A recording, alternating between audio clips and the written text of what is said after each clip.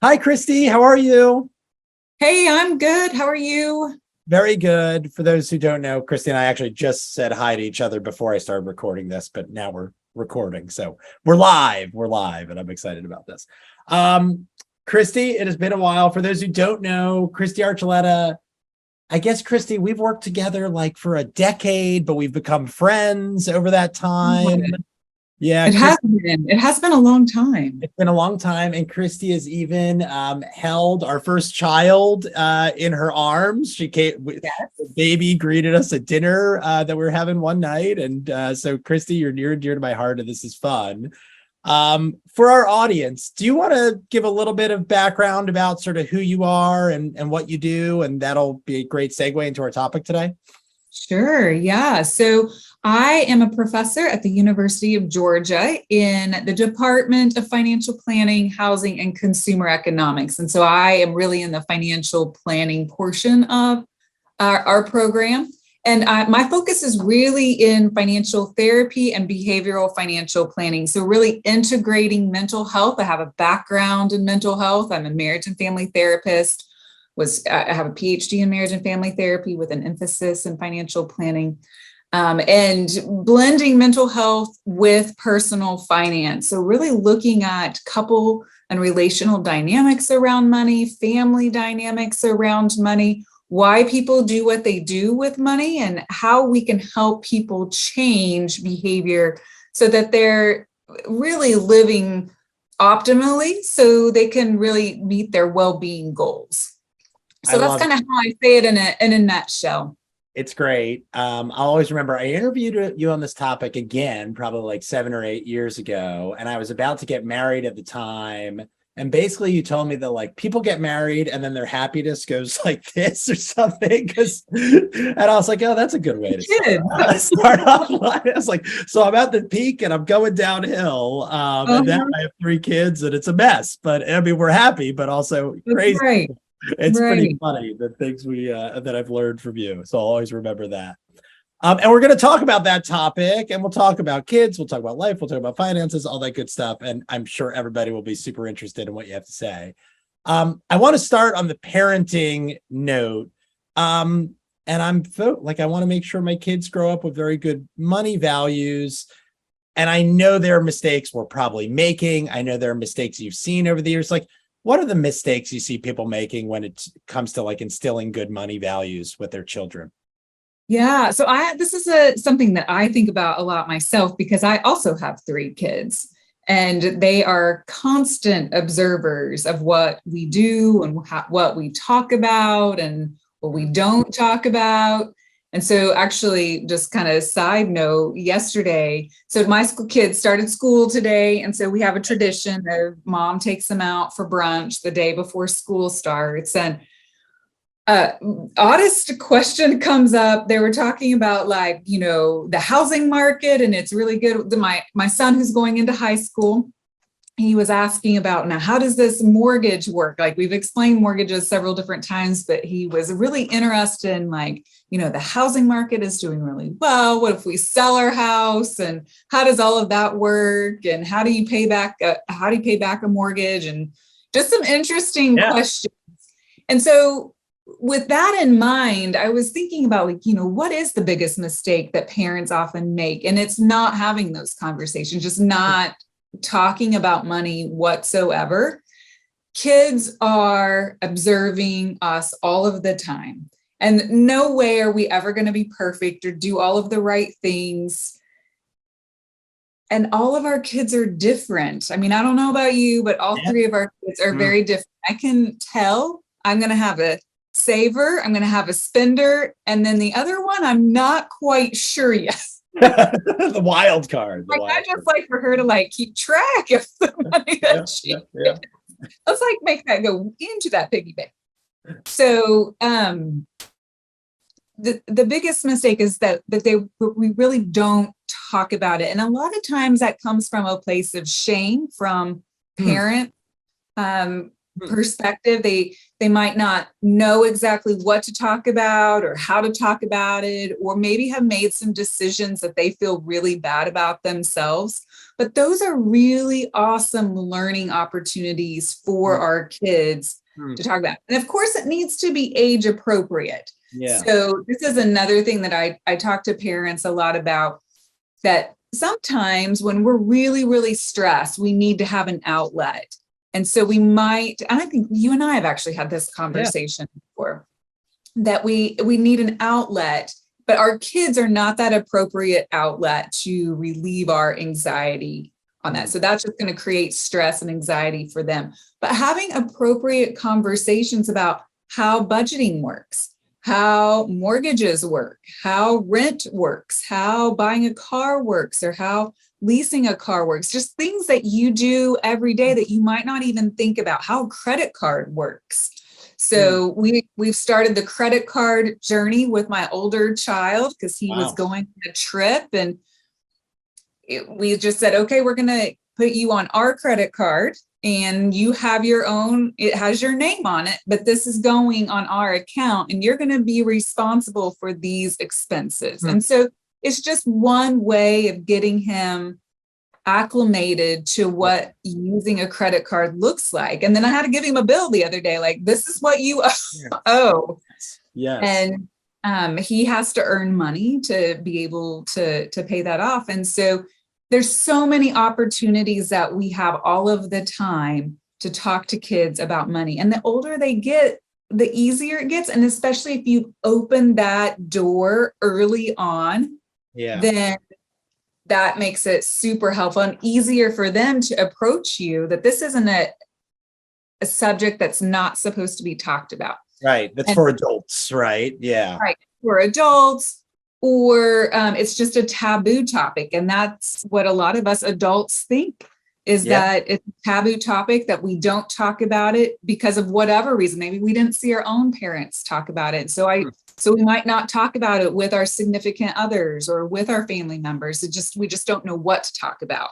Yeah. That was certainly not my experience growing up. And that's probably what helps me have those conversations, because I had really good role models on top of just training that I've had. Yeah.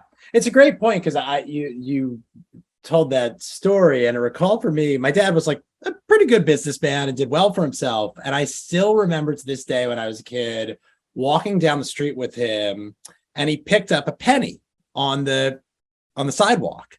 And I said, Dad, like, do you really need the penny? Like, you do pretty well for yourself.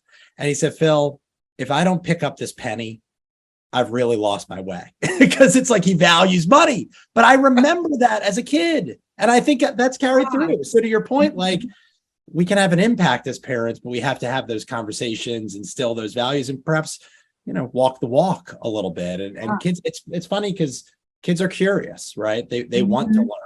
They ask questions. And it's a chance to have that conversation. So yeah. And if they're not getting that information from us, then they're getting it from their friends. And it's kind of like sex education. Yeah. If you get it from your friends, it's probably really bad information. It's not good. So get it. That's not happening. They think that it's accurate, but it's not. Right, and financial education is the same thing. And a lot of us don't feel very competent in our own knowledge or in our own skill level, but that's an opportunity for us to learn as well.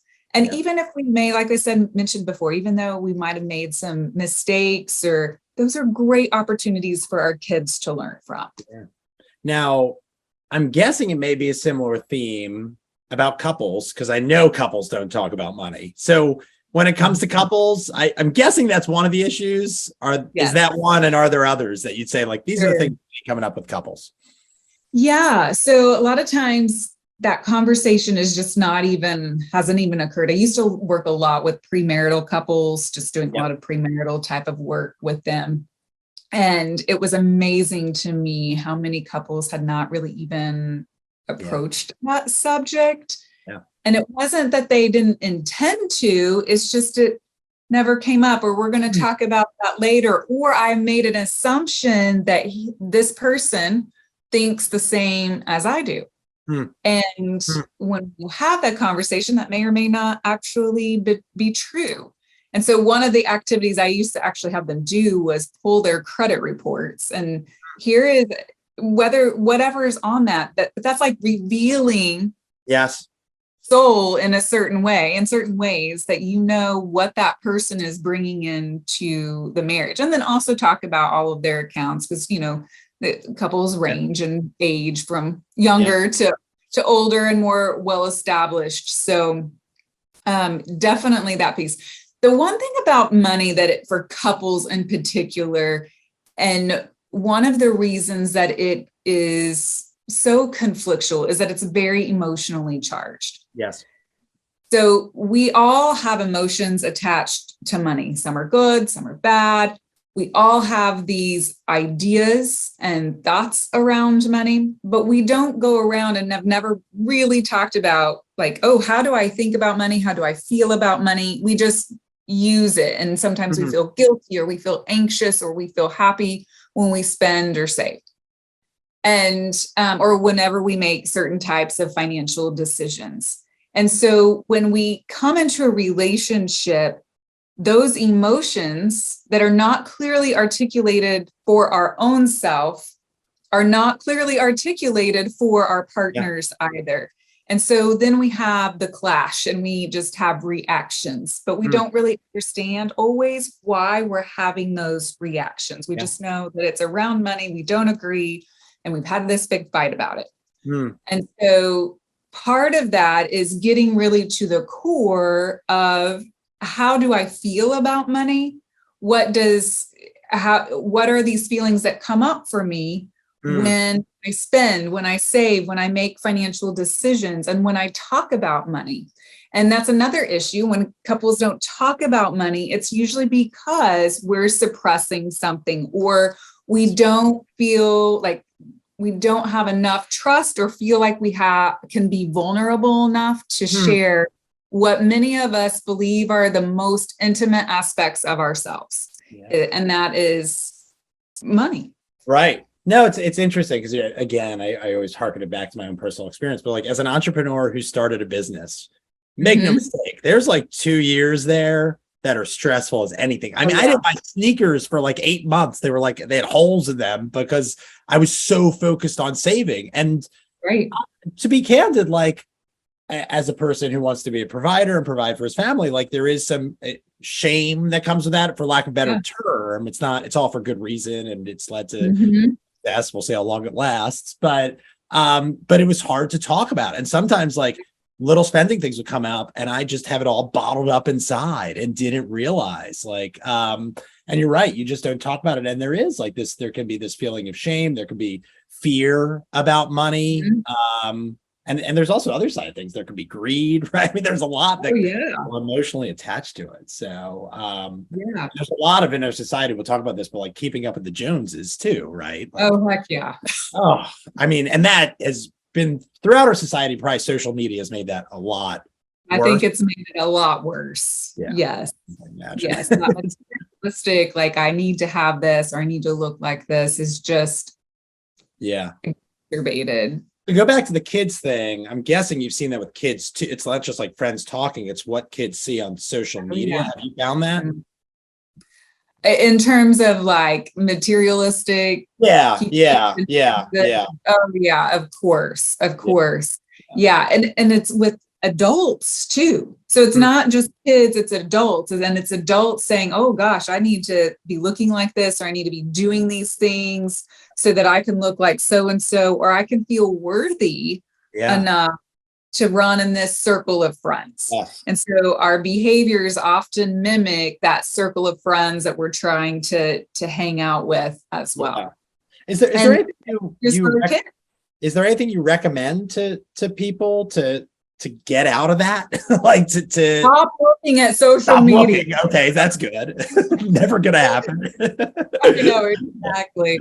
So I mean that is something that if you're having those feelings of being stressed or anxiety, you are looking at social media, you need to turn it off and stop looking at it. And I would challenge you to like go without it for like a month and see what happens. Yeah. And you'll probably feel different about yourself, and you might not even miss the fact that you didn't think everybody was doing or wearing or whatever. And so there's been some more recent research about like, here we are, we're like so connected technology wise, and maybe you've seen this too, but so connected technology wise, but yet we're the loneliest that we've ever felt. Amazing. And so isn't that amazing? Like we can reach out to anyone and see what anyone is doing. Like one of the reasons I like social media is I can keep up with friends that I don't get to see all of the time. Yeah. But at the same time, it can be really overwhelming when you see all of these people going on these vacations or, going out with groups of friends and like you're not invited and all of these things. They all have financial tags kind of attached to them.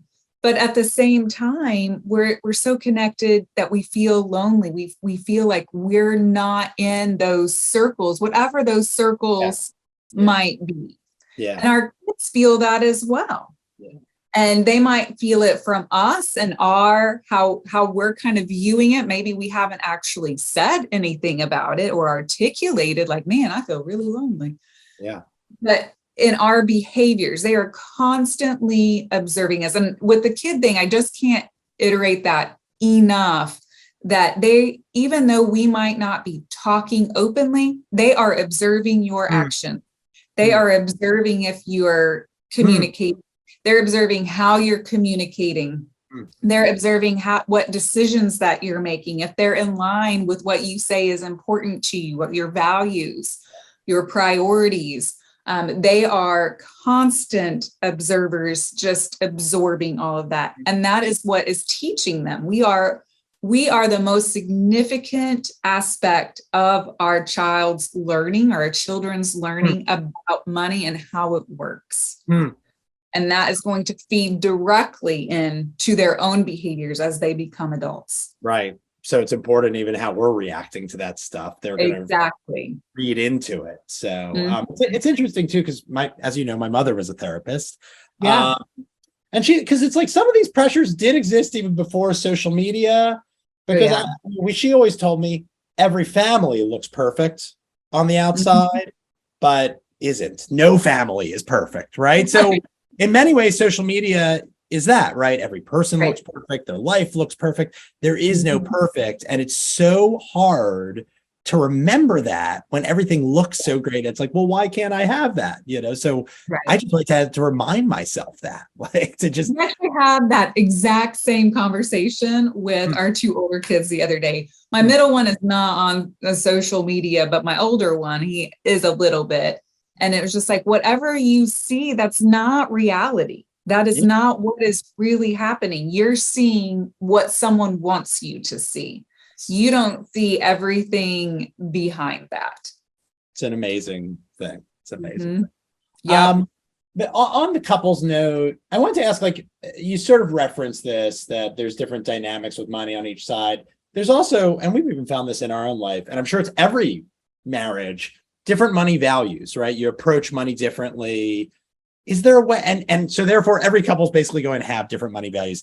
Is there some way to get more aligned there? Because I imagine that's where a lot of conflict stems from. So So great point bringing up that we often have different money values when we come together, because opposites attract. And a lot of times spenders attract savers, savers attract spenders, because we like to see what that other person, we like to see what we don't do in the other person to kind of counterbalance us, or not counterbalance, but balance us. And so in order, though, to help kind of identify or help really come together, it's really helpful to identify what you do have in common. Start focusing in. We're not going to ignore what you don't have in common, because that can rear its ugly head later on.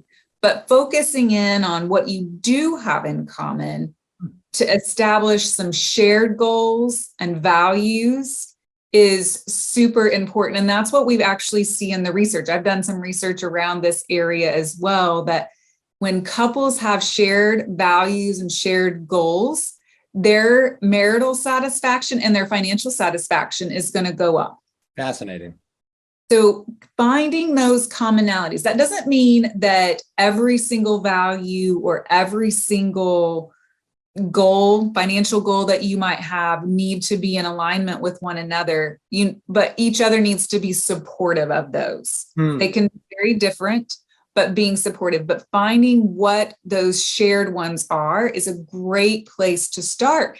And that requires being very vulnerable and trusting your partner to have those kinds of conversations. And that can be really difficult to do, especially if you have been in a past relationship where trust was broken around financial decisions, that, accounts were taken out that you didn't know about, where you weren't involved in certain money decisions or in any of the money decisions, or it was used as a control factor, or you might have made a bad decision about something, so you don't trust yourself with money, or you feel like you don't know enough about your anything related to finance, because it can be very overwhelming and very complex. Yeah. And so then we just kind of like shut it off sometimes and avoid it.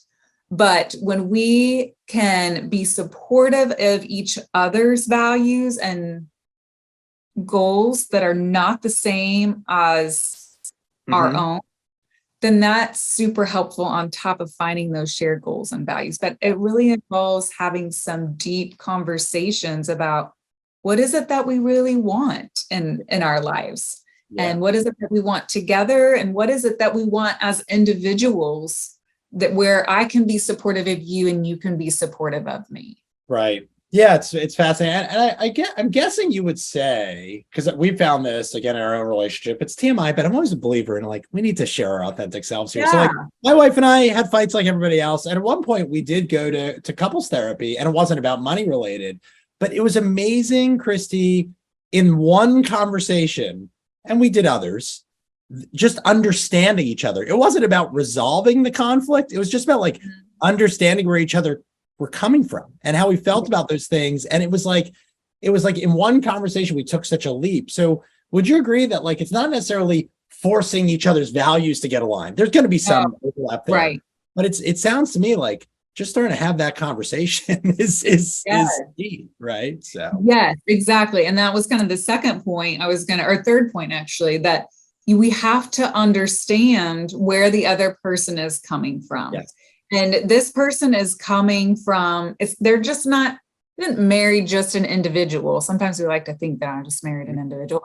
I married a whole family of that's generational, that goes back generations of these ideas and attitudes and behaviors that have been passed down. And these beliefs that may or may not be true about how money should be used and how it should be spent and how it should be saved. And so when we can get an understanding or perspective on where that other person is coming from, it makes it much easier to support those individual goals and values that person has that may not be in alignment with us. But it also may help us identify where we overlap and where we share things that are in alignment as well. Because I do see, experiences that my husband has had in his own family that are similar to mine.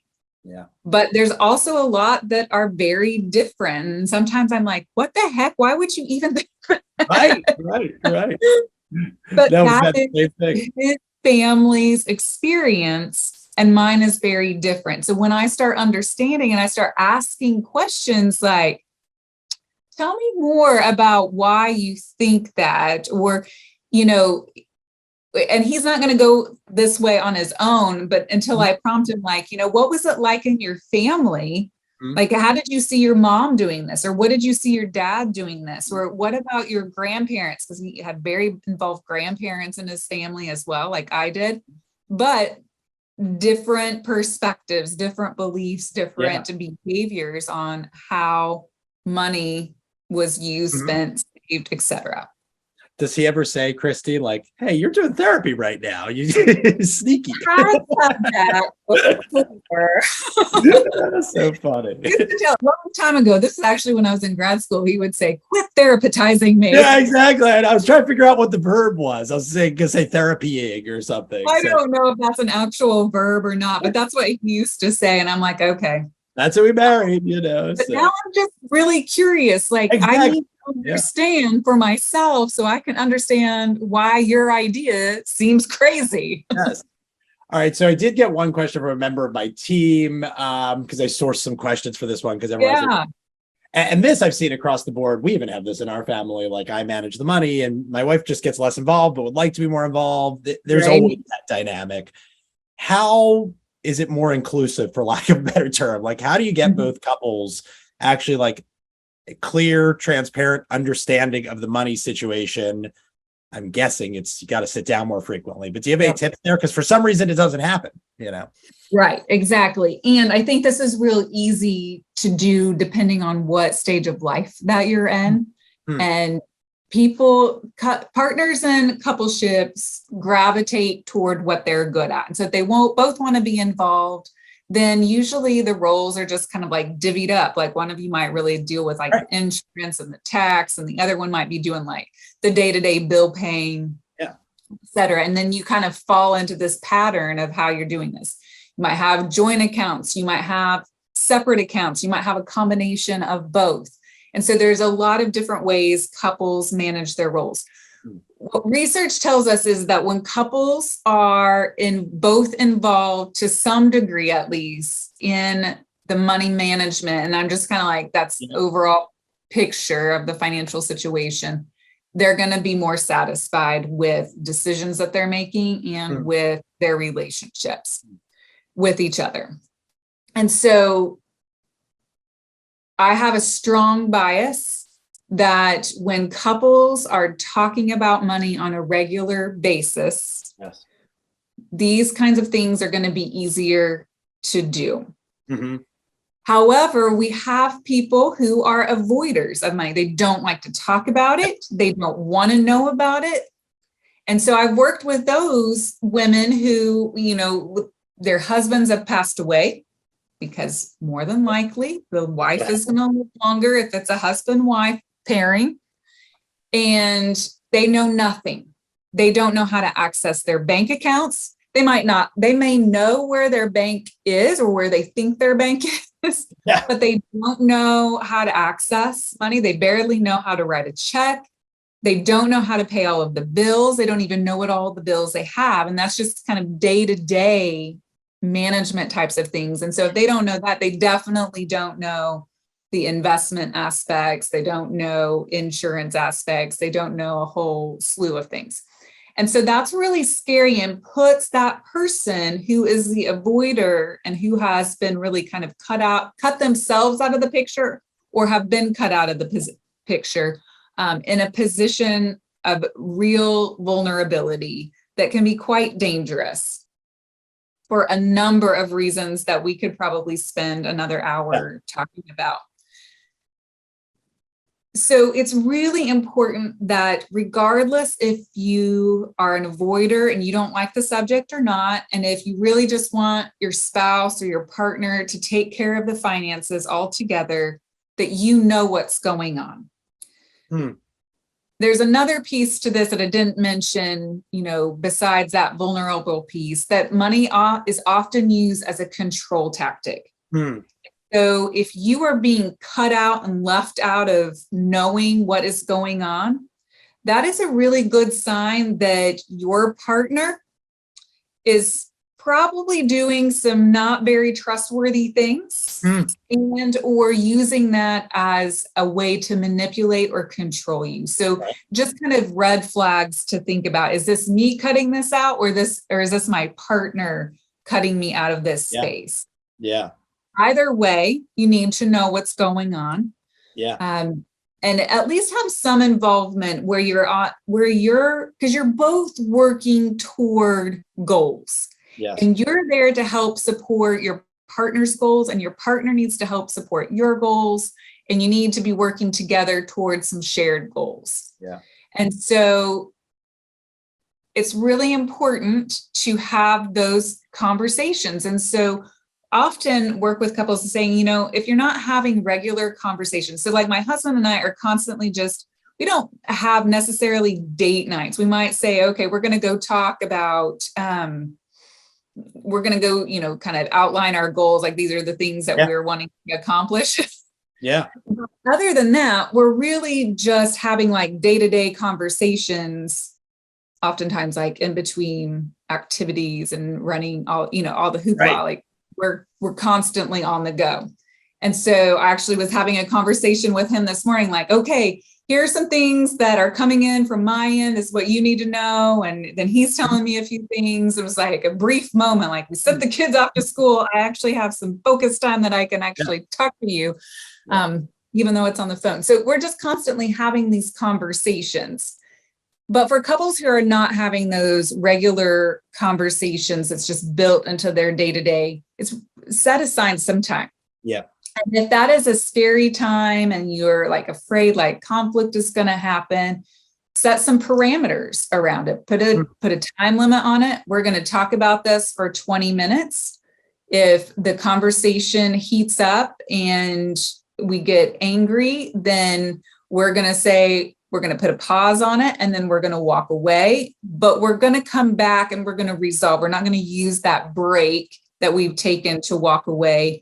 We're going to become more angry or upset. We're going to use that time to calm down and come back together and find some things that we can talk about together that we can agree on. So let's look at those things that we can agree on. Yes. If you're having trouble doing that, if you're having trouble even just like setting aside time because it's just easy to like, well, we won't do that. Go on a date, make that a date night conversation, go to a public place where you're not going to yell at people or yell at your partner, if you can do that. Or you might seek help, expertise. Help. So there are financial therapists out there that are really great with blending the couple dynamics and what's going on with that, with the personal finance issues. There are some really great financial planners and financial counselors or financial coaches out there. There's some really good mental health professionals that do specialize in working with money issues. And so there are a number of opportunities, more so now than ever, to access professional help. And because we have Zoom and other platforms, we can really much more easily access those professionals than we ever have. Yeah. Yeah. It's interesting. It's, you've got taboo topic on top of taboo topic, unfortunately, because like money becomes a taboo topic. And this has always frustrated me so much, again, as the son of a therapist, like therapy is a bit of a taboo topic. I had friends in college who said, well, if I go to therapy, something's wrong with me. And I was like, no, something's already wrong with you. It's just, you don't want to get it fixed. It's like, we tend to celebrate physical health, but we don't mental health we hide in the shadows. So it creates a double layer of vulnerability in many ways. It's challenging. And I feel like, and I don't know about you, and I'd be curious to know what your mom thinks about this, but the younger generations, I think, are squashing that old taboo. That's good. And so it's becoming a much more talked about, okay topic that, hey, you know what, I'm going to go to therapy. Yeah. And I have a wonderful colleague who says, you know, everybody needs a little help from time to time. It's just how we're going to access and what we're going to utilize. Are we going to get appropriate help? Are we going to just try to help ourselves? Are we going to, some of us have very strong supportive systems around us that we can utilize as substitutes. But there are times where a therapist is going to be really helpful that your friend or family member cannot help you, because then it becomes detrimental to you and to your relationship. If I'm over here complaining about my spouse to my mother or to my best friend all of the time. Yeah. So I'm triangulating them into the relationship rather than utilizing that energy to work that issue out with my husband or my spouse or my partner. Yeah. And it takes that leap, but it's like, it should be norm, like go to the doctor, but it's hard. I mean, it's hard. It's really is hard. emotional and one is physical. That's literally why. And there's a lot, it takes lots of energy. And I don't know about you, but my husband, for example, is terrible about going to a doctor, like a physical. I'm terrible about everything. Yeah, I'm tired. If you don't complain about that, you're not going to go seek help. Right, exactly. That's so true. So I have one final question, because I just wanted to talk. We've touched on society a little bit, and I haven't had a chance to talk to you about this, but like over the past, since really 2020, Robinhood, Bitcoin, NFTs. I'm a billionaire because I invest in Bitcoin, and it's like, it drives me crazy because I really think it's almost perverse financial behavior that's seeping into society. It seems to be, unfortunately, because a lot of people are going to get damaged coming back to earth a little bit recently. Right. But have you seen these things that I've mentioned and beyond having like a negative impact on just people's relationship with money, their feelings about money, et cetera? I'm curious for your view on those kind of things. I can't speak too candidly about that because I don't think we've necessarily seen the fallout from some of these things. I certainly have my own bias. Yeah. Of what types of personalities are taking those sorts of risks that are unregulated, that are new, that are and I'm very risk averse. Same. Like, wow. Yeah.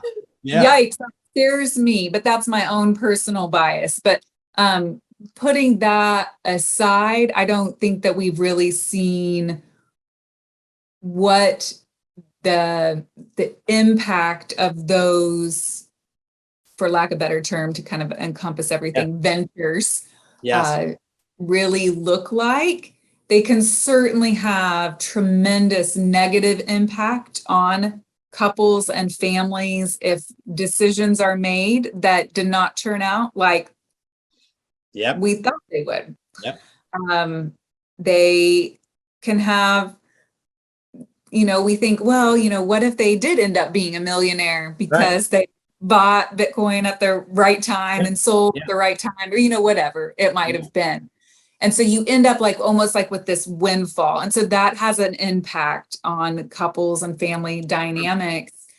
Actually, that might be unexpected. It seems like it's a positive thing, but then you have a lot of these extraneous stresses that come to light because now you have people saying, oh, I might want this or, this. And so there's just a boundary issue.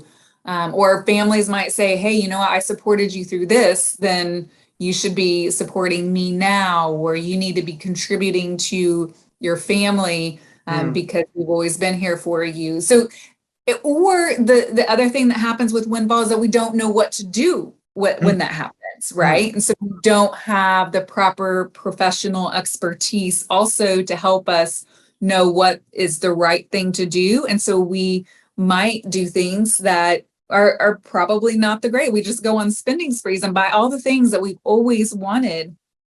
And that obviously can have a damaging impact, not only on ourselves, but our family and partners.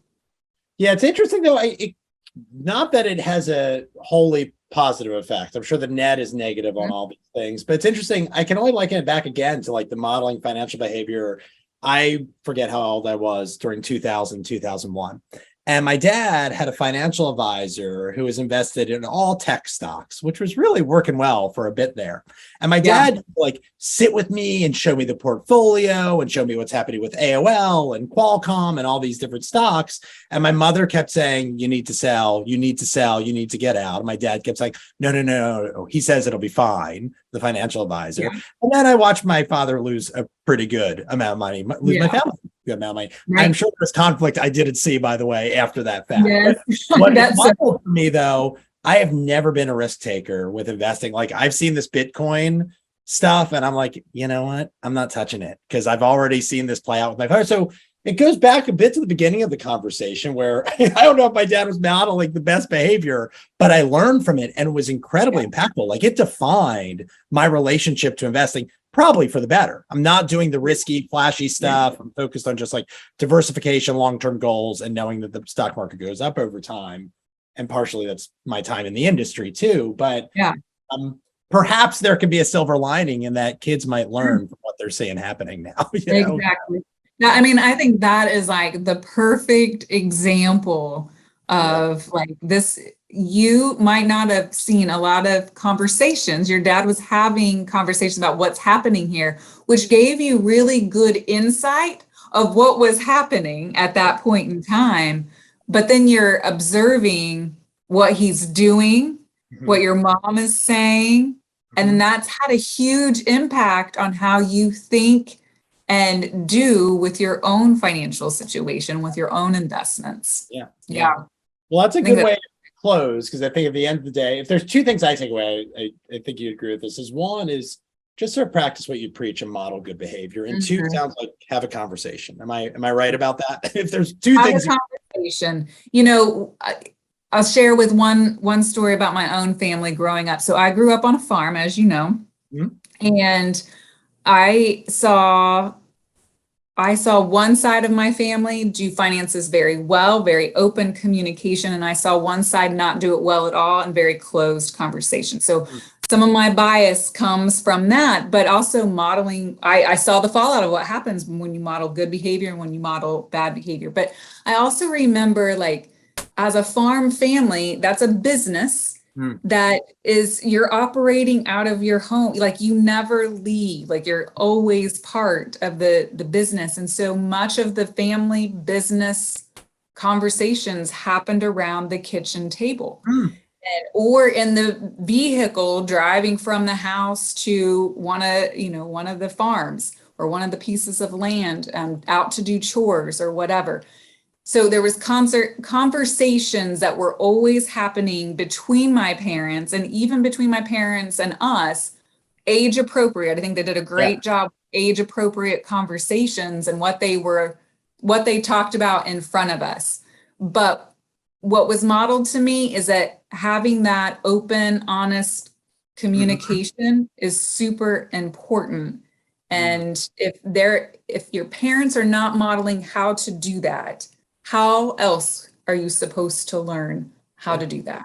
Yeah, it's a great lesson. And it's funny, Kristy, it's probably what led you to do what you do today in some form of way, right? It is absolutely what led me to do what I do. You know, I went into marriage and family therapy. I didn't really have a clue about that I was going to do anything like finance related. I'd had a business management minor in my undergrad, but I really had intentions like I'm going to be a therapist with a private practice in rural Kansas or Oklahoma or something. And I mean, that probably sounds crazy to some of your listeners, but was really kind of my plan. And I went into marriage and family therapy because I wanted to help people. But what I didn't realize when I got to graduate school is that a lot of people in graduate school, and there's nothing wrong with this at all, because we all are driven to be where we are for different reasons, but a lot of them were there because they were trying to work out their own issues in their own families.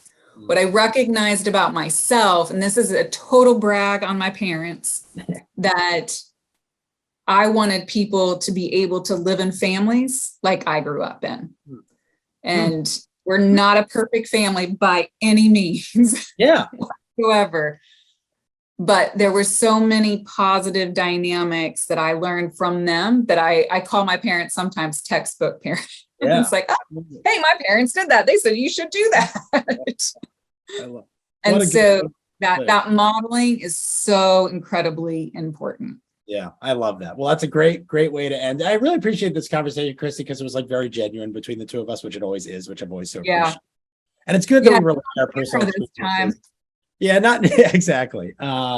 It's great to relate our personal experiences because I think everyone can see, there's behind all these talks. Can people find you on LinkedIn? Is that the best way to get in touch if they're interested? Yes, find me on LinkedIn. That's the best way to probably connect with me. I'm not the best at checking messages on LinkedIn. But go ahead. I do check it every once in a while. Just know that I might not. You can also look me up at the University of Georgia. So if you just type in Kristy Archuleta, University of Georgia, my info should pop right up in Google. And they know where to find me, so I can always connect everybody. But Kristy, thank you for taking the time. I truly appreciate it. This was wonderful. Yes, so much fun always to talk with you. All right.